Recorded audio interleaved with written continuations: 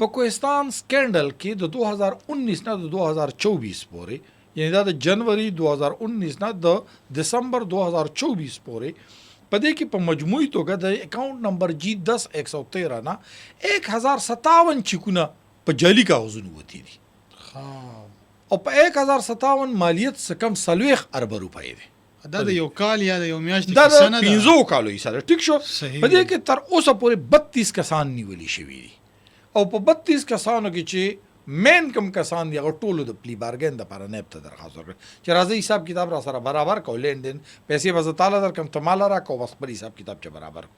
دې وجې نه په دې کې چې کوم دی د قیصر اقبال چې کوم هیډ کلارک دی د نیشنل بینک کیشر چې کوم دی ایوب ټیکادار دی ممتاز ډمپر والا دی دې ټولو چې کوم دی په دې کې خپل لاګ کړي. ایون په دې کې چې کوم دی د هغه بینک اکاؤنټ نه علاوه د یو پولیس انسپیکټر چې کوم دی هغه هم په دې کې شامل دی او هغه هم د پلی بارګین دپاره درخواست ورکړی دی. د دې وجې نه دا پورا یو ریکټ و او هغه ریکټ چې کوم مین کسان هغه په دې کې اوسه پورې چې کوم دی وي هغه جمع کړي دي.